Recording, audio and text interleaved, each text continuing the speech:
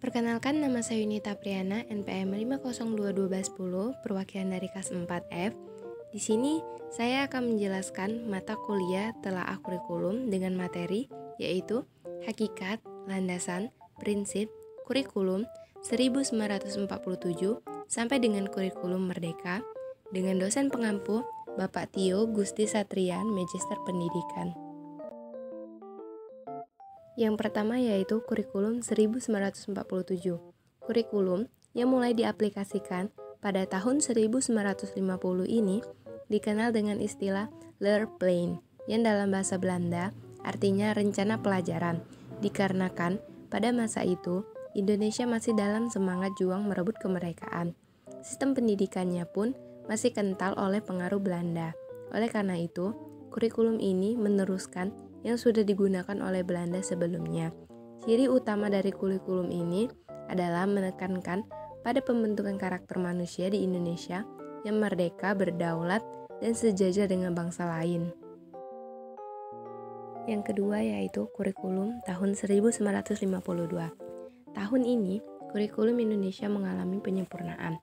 Kurikulum ini sudah mengarah pada suatu sistem pendidikan nasional. Cirinya adalah setiap isi pelajaran harus bisa dihubungkan dengan kehidupan sehari-hari. Ketiga yaitu kurikulum tahun 1964.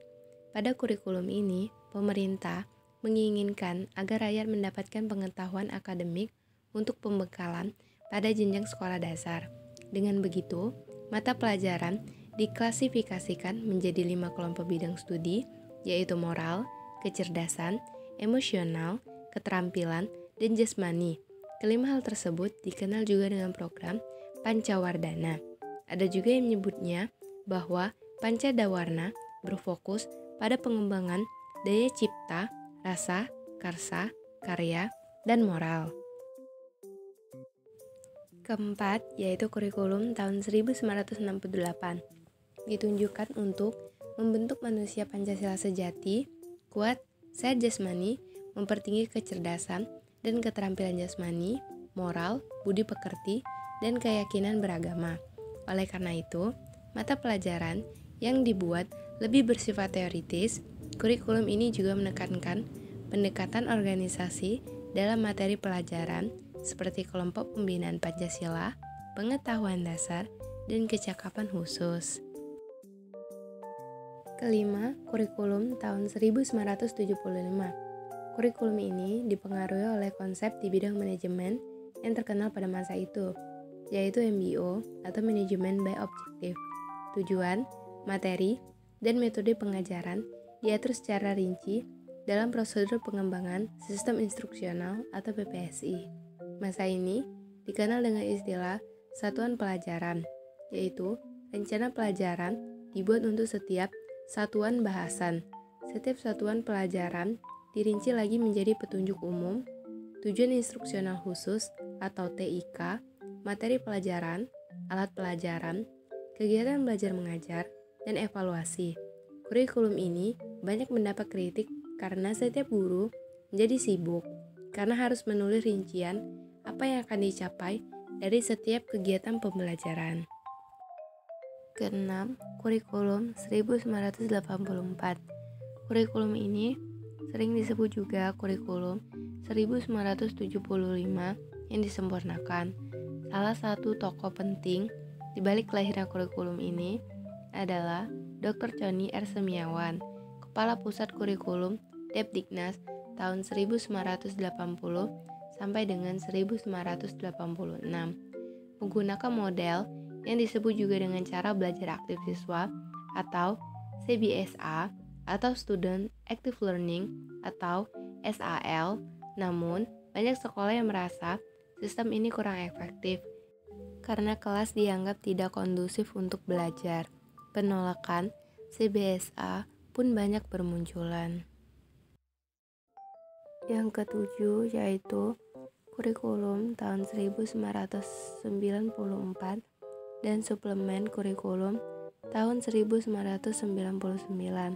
merupakan perpaduan antara kurikulum tahun 1975 dan kurikulum tahun 1984. Tujuannya adalah untuk menekankan agar siswa lebih memahami konsep dan terampil dalam menyelesaikan soal dan masalah.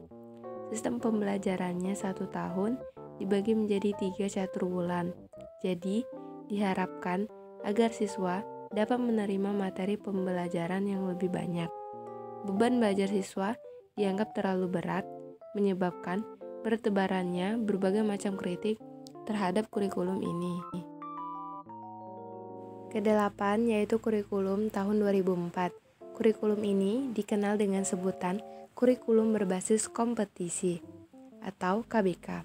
Menurut Depdiknas, KBK adalah seperangkat rencana pengaturan tentang kompetensi dan hasil belajar yang harus dicapai siswa, penilaian, kegiatan belajar mengajar, dan pemberdayaan sumber daya, pendidikan dalam pengembangan kurikulum sekolah. Setiap mata pelajaran memiliki rincian kompetensi apa yang harus dicapai oleh siswa. Namun, terdapat kerancuan pada sistem ini. Alat ukur pencapaian kompetensi siswa hanya berupa ujian akhir sekolah dan ujian nasional yang jawaban dari soalnya adalah pilihan ganda. Jika tujuannya adalah mengasah kompetensi siswa, seharusnya alat ukurnya lebih banyak praktik atau soal uraian agar pemahaman lebih terlihat. Kesembilan yaitu kurikulum tahun 2006.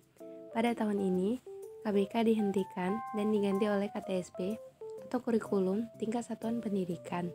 Jika dilihat, kurikulum ini tidak jauh berbeda dengan kurikulum 2004. Hanya saja, KTSP lebih memberi kebebasan kepada guru untuk merencanakan pembelajaran sesuai dengan lingkungan, kondisi siswa, dan kondisi sekolah. Depdiknas telah menetapkan kerangka dasar atau KD, standar kompetensi kelulusan atau SKL, standar kompetensi dan kompetensi dasar atau SKKD untuk setiap mata pelajaran dalam satuan pendidikan. Jadi, sistem pembelajaran dan silabus merupakan wewenang dari sekolah, dikoordinasikan dan disupervisi oleh pemerintah, kabupaten atau kota. Pada akhir tahun 2012, KTSP akhirnya diganti dengan kurikulum baru karena dianggap kurang berhasil. Ke-10 yaitu kurikulum tahun 2013. Kurikulum ini merupakan kurikulum nasional yang telah dikembangkan bertahun-tahun dan telah memenuhi 2 dimensi kurikulum, yaitu rencana dan pengaturan mengenai tujuan, isi, dan bahan pelajaran, serta cara yang digunakan untuk kegiatan pembelajaran. Kurikulum 2013 ini dibangun agar pengembangan kurikulum dapat menjawab tantangan masa depan, persepsi masyarakat, perkembangan pengetahuan dan pedagogi, kompetensi masa depan, serta fenomena negatif yang mengemuka. Terakhir yaitu kurikulum merdeka. Sesuai dengan esensi merdeka, belajar yaitu merdeka dalam berpikir, baik secara individu maupun secara berkelompok, sehingga bisa mewujudkan siswa-siswa yang kritis, kreatif, kolaboratif, inovatif, dan partisipatif. Pembelajaran berjarak di era new normal ini harus mampu menjadikan siswanya lebih kreatif dalam pengerjaan tugas yang diberikan. Adapun, guru juga harus bisa memberikan bentuk penugasan yang kreatif pula, dengan memberikan kesempatan bagi siswanya untuk bisa berinovasi dan mengerjakan tugas sesuai dengan potensi diri masing-masing.